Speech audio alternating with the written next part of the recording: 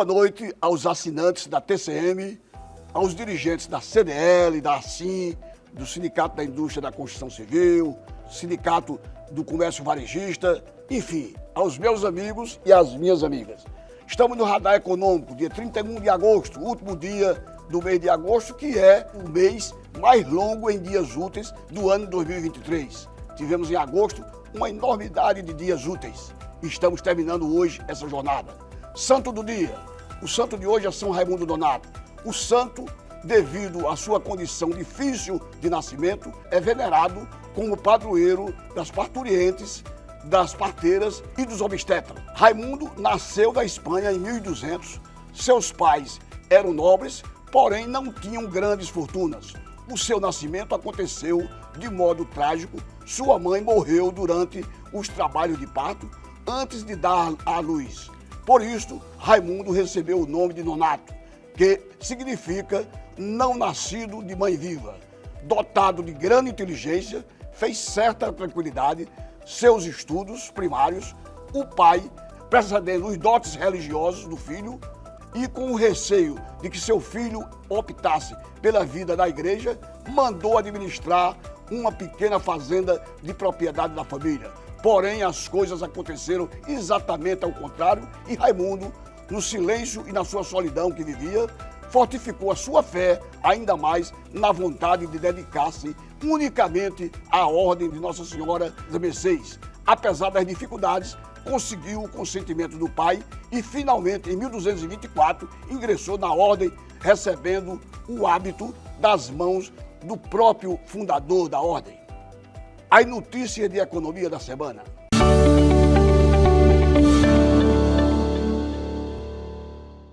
Em Mossoró, cidade atacadão é uma realidade. Hoje, quinta-feira, dia 31 de agosto, abriu em Mossoró o Cidade Atacadão.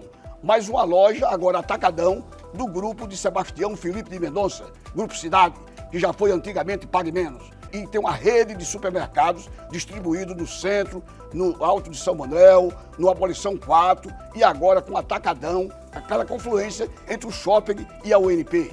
É mais motivo de orgulho para os moçoroenses que têm grandes supermercados em Mossoró, Queiroz, Cidade, Rebouças, temos o Atacarejo Nonato, temos o Atacadão, o Carrefour e brevemente o Açaí, que é uma grande rede também de atacado de supermercado que chega em Mossoró, exatamente no Complexo Wilson Rosado, na antiga Uzi Braz. Portanto, esse dia 31 de agosto é um dia festivo para o comércio, para os lojistas e supermercadistas de Mossoró. Parabéns ao Grupo Cidade. Lula assina medida provisória que taxa fundos exclusivos e alíquota de até 20% de arrecadação estimada de 24 bilhões em 4 anos. O presidente Luiz Inácio Lula da Silva, em medida provisória que foi apontada pelo governo como fonte de compensação da renúncia das receitas de atualização da faixa de isenção do imposto de renda de pessoa física, que passou para R$ 2.112, estão isentos até aí, o presidente assinou uma medida provisória, já foi enviada ao Congresso Nacional, na segunda-feira, dia 28, a medida provisória prevê a cobrança de 15% a 20% sobre rendimentos de fundos exclusivos, também chamados de fechados ou offshores. A expectativa da equipe econômica do governo é de arrecadar 24 bilhões de reais com a medida entre 2023 e 2026, portanto, em 3 anos e poucos meses. Instrumento apontado pelo governo federal como fonte de compensação da renúncia de receitas oriunda da atualização da faixa de isenção do imposto de renda de pessoa física, que passou de R$ 1.903,98 para R$ 2.112. A mudança já estava prevista na medida provisória que caduca nesta semana, mas foi incorporada a um projeto de lei em conversão da medida provisória que criou a regra de valorização do salário mínimo. Portanto, é a medida provisória 1172/23, sancionada por Lula em cerimônia realizada no Palácio do Planalto na tarde da última terça-feira. A Marfrig, que é uma das grandes revendedoras de carne do Brasil, vende ativos de bovinos, caprinos e ovinos para a Minerva, uma transação que vai a 7 bilhões e 500 milhões de reais. Pelo acordo, foi acertado um sinal de 1 bilhão e 500 milhões de reais recebidos na última segunda-feira, dia 28, enquanto o saldo de 6 bilhões de reais será pago no fechamento da transação. Essas duas empresas, a Marfrig informou na última segunda-feira que fechou com a Minerva, que também é uma grande processadora de carne e enlatados, fechou a venda dos seus componentes de determinadas unidades de abate de bovinos, ovinos e caprinos na Argentina, no Brasil, no Chile e no Uruguai, por 7 bilhões e 500 milhões de reais.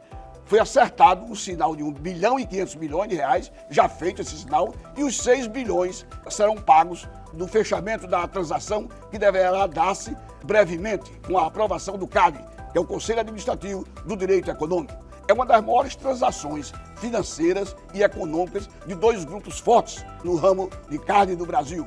Ainda de acordo com a Marfrig, os complexos industriais da região que integram o abate e produção de itens de alto valor agregado, com maiores escala, eficiência e margem de lucro, permanecem na gestão da companhia Marfrig, que passa a ter uma receita consolidada atual de cerca de 130 bilhões de reais ao ano, sendo uma das maiores processadoras de carnes do Brasil. Brasil e Argentina chegam a um acordo de 600 milhões de dólares para o financiamento nas exportações, segundo o ministro argentino. O ministro da Economia da Argentina, Sérgio Massa, se reuniu essa semana com o ministro Fernando Haddad e também com o presidente Lula, em Brasília. A ideia é garantir que exportadores brasileiros recebam, pelo menos pelas vendas de um processamento argentino, 600 milhões de dólares. O ministro da Economia da Argentina, Sérgio Massa, que visitou o Brasil, informou na segunda-feira, dia 28, que dos dois países que chegaram a um acordo e esse financiamento do Brasil através do BNDES, que é o Banco Nacional do Desenvolvimento Econômico e Social, financiará 600 milhões de dólares à Argentina para que a iniciativa privada argentina possa produzir componentes que sirvam para o Brasil, principalmente da indústria automobilística, após uma reunião demorada no Palácio do Planalto, com a presença do presidente da República e os seus ministros. Nesse acordo, espera-se que o Brasil receba o valor que está sendo emprestado ao país argentino, ao país hermano, e em outras oportunidades. Com a Venezuela, com Cuba, com alguns países da África, o Brasil levou dinheiro bom, real, transformado em dólar, para ser exportado como financiamento para outros países, e a recíproca não foi tão verdadeira. O Brasil não conseguiu receber e tem pendências a receber com esses países. Espera-se que desta vez a Argentina, que passa por um colapso econômico-financeiro, onde a inflação vai a 110% ao ano, e o dólar americano está cotado a mais de 720 pesos argentinos, espera-se que desta vez a coisa funcione para valer e que nós sejamos ressarcidos dessa boa intenção do governo brasileiro em financiar 600 milhões de dólares através do BNDES à Argentina. Que eles produzam os componentes elétricos e eletrônicos, mandem para o Brasil através da iniciativa privada, mas que a Argentina faça o ressarcimento corrigido com juros ao governo brasileiro. A 123 milhas, ou 123 milhas, como queiram, admite dívidas que passam de 2 bilhões e 300 milhões de reais e um pedido de recuperação judicial. Como eu falei no último programa da última quinta-feira, a 123 milhas, que é aquela empresa mirabolante de Minas Gerais, que vendeu passagens aéreas não fixadas no dia do check-in e do check-out, mas que a preços muito abaixo do mercado, pediu recuperação judicial. O que significa dizer, pediu falência. E a justiça deverá abrigar esse pedido.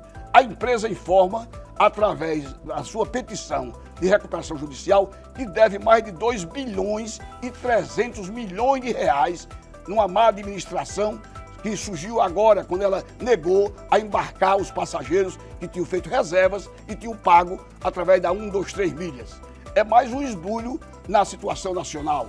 E ela entrou em recuperação judicial, com esse débito de 2 bilhões e 300 milhões de reais, dispensando 90% dos seus mais de 1 mil empregados em Minas Gerais e em outros estados como São Paulo e Rio de Janeiro.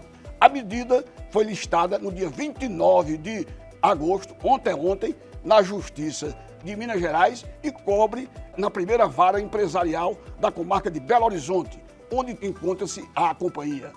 O pedido de recuperação judicial engloba a própria 123 Milhas, a Arte Viagens, que pertence aos sócios da 123 Milhas, e auxiliava a companhia na emissão de passagem.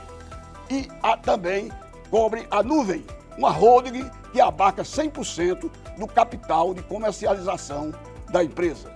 É mais um problema sério para ser resolvido pela Justiça e milhares de brasileiros que foram esbulhados em comprar passagens, pagar e não receber. O valor exato de dívida da empresa é R$ 2.328.724.726,26. Este é o valor do passivo que se requer na recuperação judicial. Portanto, mais um escândalo com a companhia que vendia passagens aéreas por um preço abaixo do preço de mercado. Após uma reunião com o presidente da República, o governo descarta mudar a meta de zerar o déficit de 2024. Os ministros da área econômica e chefe da Casa Civil discutiram o orçamento de 2024 ontem, quarta-feira, com o presidente Lula. O governo do presidente Luiz Inácio Lula da Silva vai manter a meta de zerar o déficit nas contas públicas no próximo ano, 2024, proposta pelo ministro da Fazenda, Fernando Haddad. Uma mudança nesse alvo está descartada neste momento, afirmam auxiliares diretos do presidente. A proposta do orçamento de 2024 está pronta e será feita de acordo com as diretrizes de Haddad, segundo integrantes do governo. O texto será enviado ao Congresso Nacional hoje, deve ter sido enviado hoje, quinta-feira, com a proximidade do envio do Orçamento Geral da União ao Congresso Nacional, cujo limite também é hoje, 31 de agosto. Embora haja dúvidas com relação ao manejo desse orçamento, prevê-se que a capacidade de cumprir o resultado do ano que vem é muito difícil, já que as despesas sobem precipitadamente. Principalmente parlamentares têm realizado e vocalizado um desejo de mudar a meta fiscal, com receio de um alvo muito apertado e causar restrições ao orçamento geral da União para o próximo ano. E próximo ano, o telespectador sabe, o assinante sabe, é ano de eleição. Eleições municipais para prefeito e vereadores nos municípios. O presidente do PT, a deputada Gleisi Hoffmann, e os integrantes do PR, a quem tem falado sobre o assunto, os aliados próximos a Lula e os adversários estão preocupados. O resultado fiscal do ano que vem depende da aprovação e da eficácia de medidas do aumento das receitas já propostas por Haddad. Esse ponto tem sido alertado frequentemente por técnicos do governo, por agentes do mercado e por a reunião de estrategistas do setor financeiro e do setor de mercado. Os detalhes finais da proposta orçamentária foram fechados numa reunião na terça-feira passada, no Palácio do Planalto, com a presença de Lula e dos seus ministros da área econômica, Simone Tebet e Fernando Haddad. O presidente viajou hoje para o Nordeste, onde visita o Piauí, o Ceará e, provavelmente, o Rio Grande do Norte, onde faz a sua primeira visita no nosso estado como presidente da República no cargo. Mesmo assim, a ansiedade do Centrão, fala-se aí PP, principalmente, e PL, mas principalmente PP e republicanos, é grande em relação ao orçamento. Tudo isso conduzido com muita maestria por dois homens da inteira confiança do presidente da República, Rui Costa, chefe da Casa Civil, e Padilha, que é o secretário político do governo, tratando diretamente com Arthur Lira, com Ciro Nogueira e com os demais aliados, o que vai participar no Congresso Nacional de medidas do presidente da República, do governo, do orçamento e do arcabouço fiscal, que ainda está em tramitação no Congresso Nacional e deverá ser aprovado até outubro, novembro, para vigir a partir de janeiro de 2024.